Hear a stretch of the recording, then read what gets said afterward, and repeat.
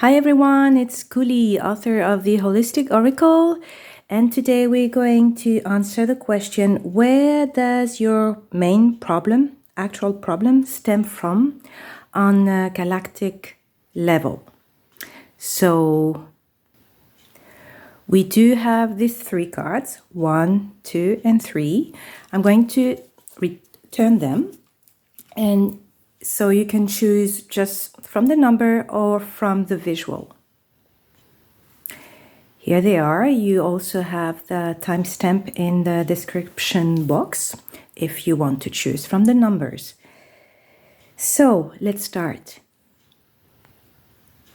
So if you have chosen the number 1 card, which is self-expression, so as you can see, this oracle deck is bilingual, French and English.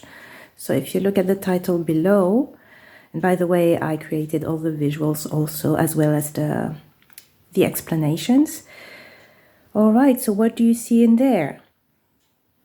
It's about creative expression of the self, the emotional self, the artistic, creative self, which seems to be kind of relaxed here in nature, something like a natural environment.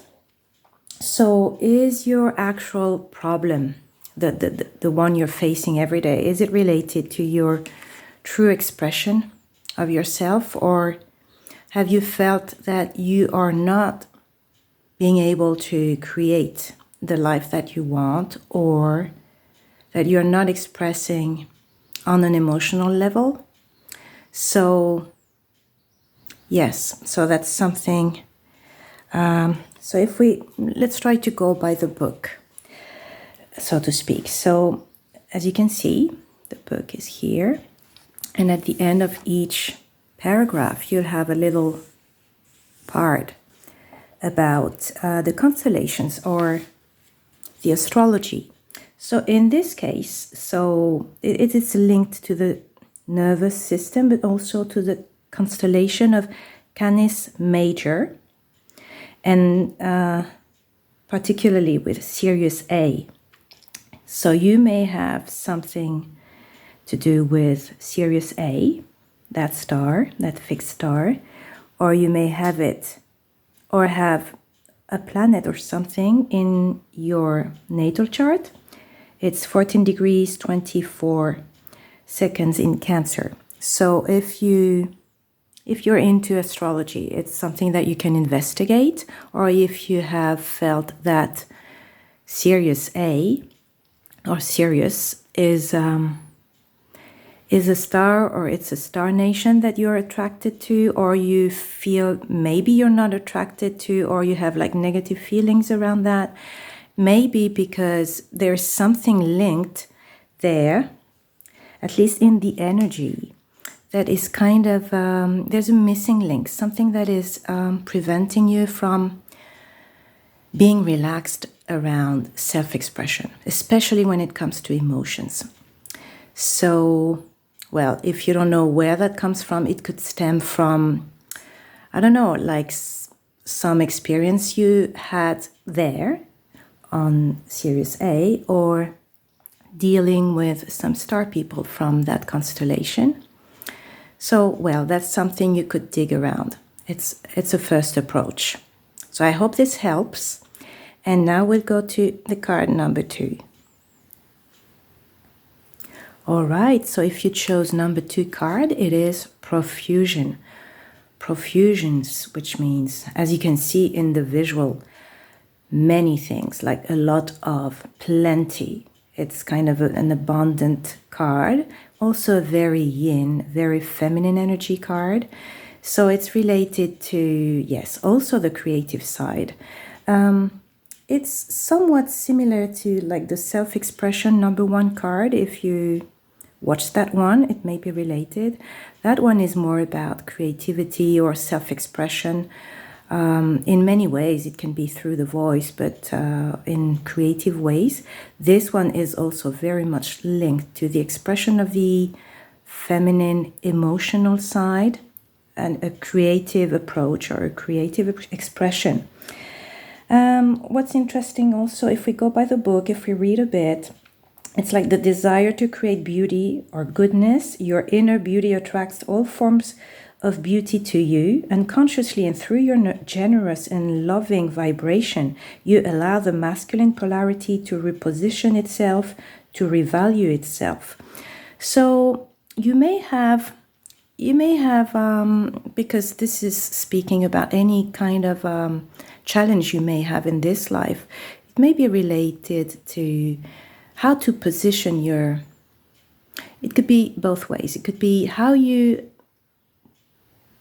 step into your yin and abundant and creative self without stepping onto the masculine side of yourself, your yang expression, or of others around you. It could be also like a couple or marriage related challenge that you're facing. It's like too much, like lots of things, like very, very fertile, many things coming to you, within you, and maybe some difficulty to find confidence in yourself, how to express all that you feel, all your creative resources that you have within. And yes, being related to acceptance and also repositioning of balancing of the polarities. Okay, so this one is very much linked to, let's see here, if you can read, or maybe you can pause if you want to see the degrees, the precise degrees. So it's about the ovaries, galactic astrology, Gemini, Mercury, so it's about expression, Taurus constellation, Alcyon, Taygeta, Pleione, the Hyades cluster, Hyadum 1 and 2, and Ain, which are very, let's say, creative and artistic fixed stars. So something about how to manage, how to step in that creative and efficient and abundant self. So if that's an issue that you are feeling you're having in this life, it could be related to any of the stars I mentioned. So just go to your chart and check what's there and what is, what could be related. Just, in this case, I mean, it's very appropriate to tap into your intuition in whichever star was mentioned or not. Would be related to your situation. Okay, so I hope it helped. And now let's go to number 3. All right, so if you chose number 3 card, which is disruption, so as you can see in the visual, it's like some kind of hurricane or tornado, like lots of water, lots of turmoil, emotional turmoil. And this is a big painting, maybe 2 meter by 1.5. I painted it it was actually 2022, when, that was, if you can remember what you were living at those times, were very particular year. And a big disruption means, so you may have the feeling that you have no grasp over your own life, and we'll see where that could stem from. But here it's like, I'm going to read a bit of the explanation in the book.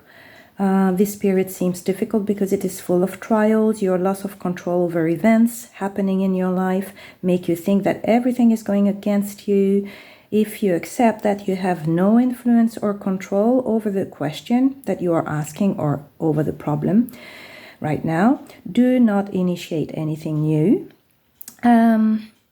Just let the turbulence go by as a spectator. You will learn a lot.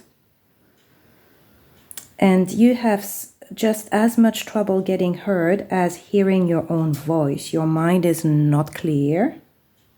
It is invaded by the voice of your mind or ego. All right, so every change also brings a renewal. So it's just like it seems to be, and I think many of us are, kind of in this type of situation. Here, what does it say about the galactic astrology? It's related to Scorpio. So it would be good to see what you have in your Scorpio and what house it is. It's also the planets Mars and Pluto, which are the rulers of Scorpio, regeneration, and also on a galactic level, it would be the crux constellation, would be Acrax, which is 12 degrees 11 in Scorpio. So you may want to check that fixed star. And yes, so in this case, something related to whatever is in your Scorpio, in your birth chart. I think it is very important that you go and see what's there, or where are Pluto and Mars right now. As you're watching this, it can be today, the very day I'm posting it, but it can be in a year time. And it doesn't matter because it's a timeless reading. So just where is Pluto or Mars? Where are they right now in your chart? And just see what, why, what house, what themes they're bringing, and if there is any relation to Acrax or not. Well, so I hope this is helping. And so if you wish to have a reading with me, just get in touch. You have all my details below. And if you want to purchase the Holistic Oracle, you can also send me an email, and I will be more than happy to send it to you. So much love, and I'll see you in a future reading. Goodbye.